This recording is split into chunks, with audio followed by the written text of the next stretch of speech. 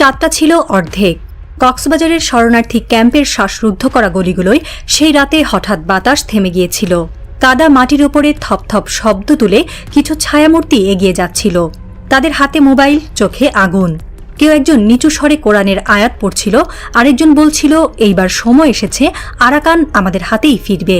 Camp 11 থেকে camp 26 সবখানেই যেন কিছু একটা গুঞ্জন করছে। কিছু একটা আসছে যা এতদিন শুধুই ছিল গুজব, এখন তা কোলাহলের মতো ছড়িয়ে পড়ছে বাতাসে। আর সেই কোলাহলে বারবার উচ্চারিত হচ্ছে এক শব্দ, জিহাদ। এই সময়েই ব্রাসেলস ভিত্তিক সংস্থা ইন্টারন্যাশনাল ক্রাইসিস গ্রুপ ICG এক বিস্ফোরক রিপোর্ট প্রকাশ করল। বাংলাদেশের দিকে যে এক অজানা আতঙ্কের ঢেউ আছড়ে পড়ার জন্য বেসামাল ছুটে আসছে। ICG এর রিপোর্ট বলছে, রোহিঙ্গা সশস্ত্র গোষ্ঠীগুলো এখন নতুন করে সংগঠিত হচ্ছে। তাদের প্রধান লক্ষ্য মিয়ানমারের রাখাইন রাজ্যে বৌদ্ধ সংখ্যাগরিষ্ঠ আরাকান আর্মির বিরুদ্ধে যুদ্ধ ঘোষণা। আর এই যুদ্ধের জন্য সদস্য সংগ্রহ চলছে বাংলাদেশের কক্সবাজার শরণার্থী ক্যাম্পগুলো থেকে।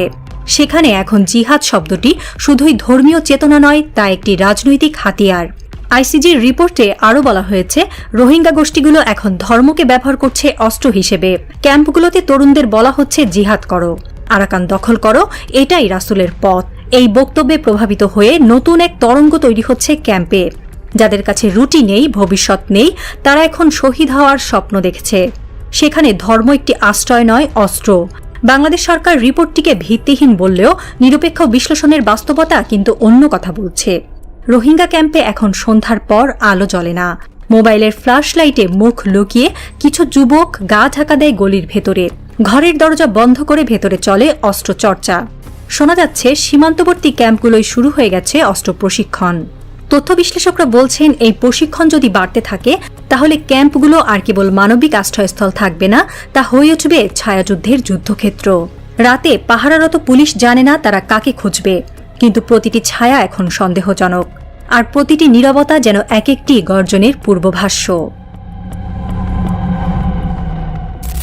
ICG এর প্রতিবেদনে সবচেয়ে বড় সতর্কবার্তা এসেছে বাংলাদেশের জন্য। বলা হয়েছে, যদি এই সশস্ত্র তৎপরতা থামানো না যায় তবে তা হবে বাংলাদেশের জন্য মারাত্মক ক্ষতি। সাবেক মেজর জেনারেল আ.ন.ম মুনিরুজ্জামান বলেছেন, যুদ্ধ শুরু হলে রোহিঙ্গা ক্যাম্পগুলো অনিরাপদ হয়ে পড়বে। আরাকান আর্মি প্রতিপক্ষ ধ্বংসে সেখানে ঢুকবে। বাংলাদেশের সীমান্ত তখন পরিণত হবে সংঘাতের মুখোমুখি মঞ্চে। সীমান্তে প্রতিদিন বাড়ছে নজরদারি, কিন্তু ক্যাম্পের ভেতর যা ঘটছে তার সব কি সীমান্তরক্ষী বাহিনীর দৃষ্টিসীমানায় থাকছে?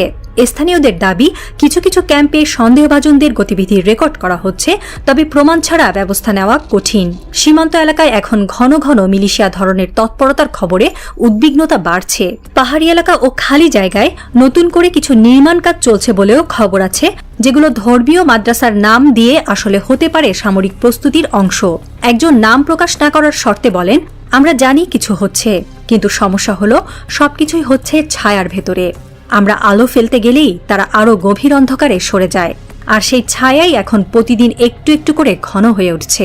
একসময় যেটি ছিল মানবিক সংকট, এখন সেটি ধীরে ধীরে রূপ নিচ্ছে নিরাপত্তাজনিত সংকটে। আর সে সংকট যদি বিস্ফোরিত হয় তাহলে তা এক প্রকার ছায়াযুদ্ধেই পরিণত হবে, যেখানে রাষ্ট্রের প্রতিপক্ষ এক অদৃশ্য শত্রু, পরিচিত মুখ, অচেনা লক্ষ্য। এখানেই উঠে আসে এক নিষ্ঠুর প্রশ্ন, এই প্রশিক্ষিত রোহিঙ্গা যোদ্ধারা যেদিন রাখাইন যুদ্ধে পরাস্ত হবে কিংবা ঘাঁটি হারাবে, তারা কোথায় যাবে? ভূরাজনীতির যুদ্ধে শেষ বলে কিছু নেই।